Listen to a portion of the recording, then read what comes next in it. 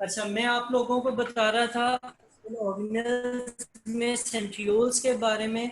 ये ऐसे ही होता है कि जैसे आपके पास एक हॉलो पाइप है, एक पाइप है जिसके अंदर कुछ नहीं है, और वो पाइप जो है उसको आप देख रहे हैं। अब इसमें आप यूं भी समझ सकते हैं, मैं आपको जो पहले एग्जांपल देने लगा था वो ज़्यादा बेहतर है। उसमें क्या था, उसमें ये था कि ये ऐसे ही है जैसे आपके स्ट्रॉ नहीं होते बोतल बॉटल के साथ, कोल्ड ड्रिंक्स के साथ या जूसेस के साथ मिलते हैं। अगर आप उन स्ट्रॉज को एक दूसरे के ऊपर रख दें तो वो क्या बनेगा, सेंट्रियोल्स की तरह का स्ट्रक्चर बनेगा।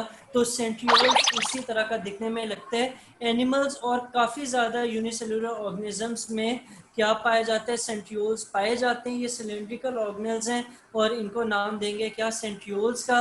सेंट्रियोल का जो स्ट्रक्चर है, मजीद उसके बारे में बात हो रही है कि इसके 9 ट्रिपलेट्स होते हैं माइक्रोट्यूब्यूल्स के। जो आपने माइक्रोट्यूब्यूल्स पहले पढ़ा था जो कि स्ट्रक्चर को डिफाइन कर रहा था एक सेल के, उसी के 9 ट्रिपलेट्स होते हैं, यानी तीन तीन के 9 सेट्स होते हैं। तो उन तीन, तो फिर अच्छा, तीन सेट्स होते हैं किसके, माइक्रोट्यूब्यूल के। और ये माइक्रोट्यूब्यूल का हमें पता है किससे बनता है, वो ट्यूबुलिन प्रोटीन से बनता है। हर एनिमल सेल जो है उसके अंदर 2 सेंट्रियोल्स होते हैं, और ये बाहर की सरफेस के करीब होते हैं, या न्यूक्लियस की जो एक्सटीरियर सरफेस है न्यूक्लियस के करीब पाए जाते हैं। 2 सेंट्रियोल्स जो हैं उन दोनों को मिला के हम सेंट्रोसोम का नाम देते हैं। ठीक है, सेंट्रियोल एक को कहा जाएगा और जो दोनों स्ट्रक्चर्स हैं उनको इकट्ठा हम क्या नाम देंगे, सेंट्रोसोम का नाम देंगे।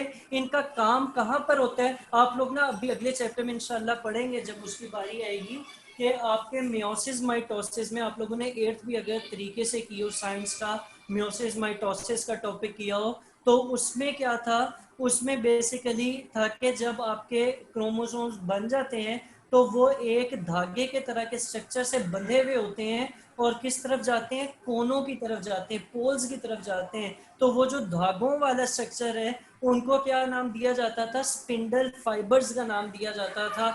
और ये फाइबर्स बेसिकली बनाने का काम किसका है, सेंट्रोसोम्स का काम है। ठीक है। ठीक अच्छा जी, अब कुछ सेल्स में सेंट्रियोल्स जो हैं वो सीलिया और फ्लैजेला बनाने के लिए भी अपना रोल प्ले करते हैं। अगर आप नीचे व्यू देखें तो ये सेंट्रियोल का व्यू है। पहले वाला जो है वो ओवर व्यू है, कि जैसे आप अपनी उंगलियों को अगर अपनी तरफ करें और इनको देखें तो ये आपको गोल गोल से जो है वो नजर आएंगे। तो बेसिकली ये भी उसी तरह का व्यू है। और साथ वाला जो है वो साइड व्यू है। ठीक है, अब जो हम जिक्र कर रहे थे ना ट्रिपलेट्स का, तो इसमें आप देख सकते हैं कि ये ब्लू, ग्रीन और ऑरेंज एक ट्रिपलेट है, 3 का एक सेट है। ठीक है, और हमने क्या कहा था, ये कितने होते हैं, 9 होते हैं। तो इनको काउंट कर लो बेशक, 1 2 3 4 5 6 7 8 और 9 ट्रिपलेट्स हैं किसके, माइक्रोट्यूब्यूल्स के। सही है। तो ये आपका सेंट्रियोल्स भी हो गया। सेंट्रियोल्स जो अभी हमने पढ़ा है, इसमें कोई मसला है तो मुझे बताएं। नहीं है। आगे चलें, लास्ट आपके पास चीज आ गई है, वैक्यूल। के ऊपर उन्होंने सेंट्रियोल का स्ट्रक्चर दिखाया हुआ है, अगर ये आप लोगों को नजर आ रहा हो। ये आपको अगर नजर आ रहा हो तो ये उसका स्ट्रक्चर दिया हुआ है कि एक साइड व्यू है और एक ओवर व्यू है, कि अगर उसको टॉप से देखा जाए। आ जाते हैं वापस इधर वैक्यूल्स की तरफ। वैक्यूल्स हैं, ये भी काफ़ी इंपॉर्टेंट स्ट्रक्चर्स हैं।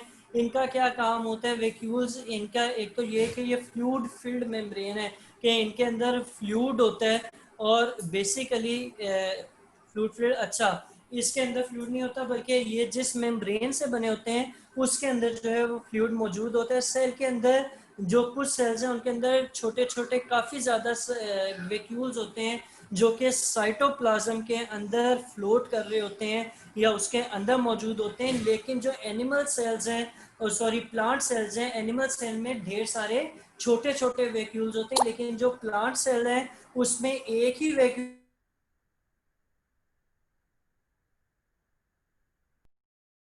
जो मेच्योर होता है, स्मॉल वैक्यूल, अपने अंदर वो पानी भरता रहता है। और फिर वो क्या करते हैं कि वो सारे वैक्यूल जब उनमें पानी भरता रहता है वो एक दूसरे के साथ जब उसकी मेच्योरिटी की एज आती है, तो वो एक दूसरे के साथ क्या होते हैं, फ्यूज हो जाते हैं, मिल जाते हैं, और एक ही बड़ा क्या कहलाता है, वैक्यूल बन जाता है। ठीक है। अब जैसे अगर आपके फर्ज करें कि आपके पास एक कोई जैसे वो गुब्बारे आए थे पानी भरने वाले, तो अगर आप उसमें फुल पानी भर लेते हैं फटने से पहले पहले, आप जब भर लेते हैं तो उसकी जो कंडीशन होती है, उसमें उसकी फुल कैपेसिटी में फ्लूइड जमा हो चुका होता है। ठीक है। तो इसी तरह जब वैक्यूल के अंदर सारा का सारा पानी भर जाता है, तो अपने करीब वाले वैक्यूल के साथ क्या हो जाता है, फ्यूज हो जाता है। ये प्लांट सेल की बात हो रही है। सही है।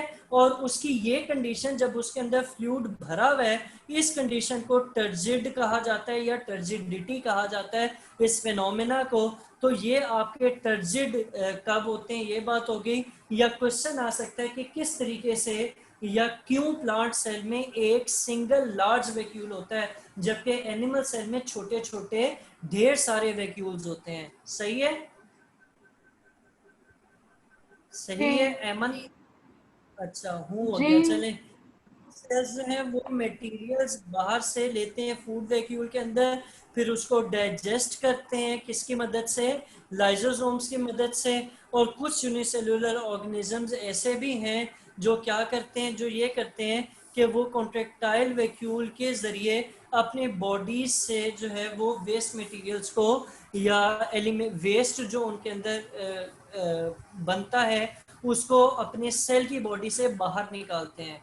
ठीक है। यानी वो ये बेसिकली पैकेट्स हैं, ये वो गुब्बारे हैं, वो गुब्बारे में भर के दे देते हैं, वो बाहर छोड़ आता है, और इसी तरह वहां से वो भर के ले आता है। तो ये बेसिकली आपके दो काम कर रहे हैं, एक तो आपके मुख्तलिफ मटेरियल्स को बाहर से अंदर लेके आ रहा है, फूड मटेरियल को, और जो आपके वेस्ट प्रोडक्ट्स हैं उनको प्लांट सॉरी सेल की बॉडी से बाहर निकालने का काम भी क्या कर रहे हैं, वैक्यूल्स ही कर रहे हैं। सही है। ठीक है।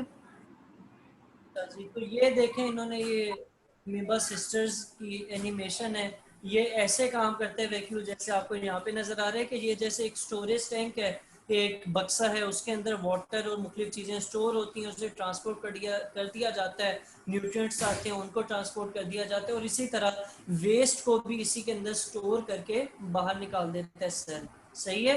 अच्छा आप लोग ना इस बुक को लाजमी देख लीजिएगा, इस बुक को लाजमी देख लीजिएगा, और इसमें आप लोगों को क्या कहते हैं, ई लर्न वाले में जो है वो एनिमेशन से समझने में हेल्प हो जाएगी। आप बेशक जैसे मैं आपके सामने ये वैक्यूल को क्लिक करता हूँ, अगर ये हो जाता है तो आप देखेंगे कि अंदर एक लिंक खुलता है, जो अभी खुला भी था थोड़ी देर पहले, एमीबा सिस्टर्स का। वहाँ पे अभी इंटरनेट की स्पीड ठीक नहीं है तो नहीं खुल रहा, वहाँ पे जो है वो आपको ये डिटेल में नजर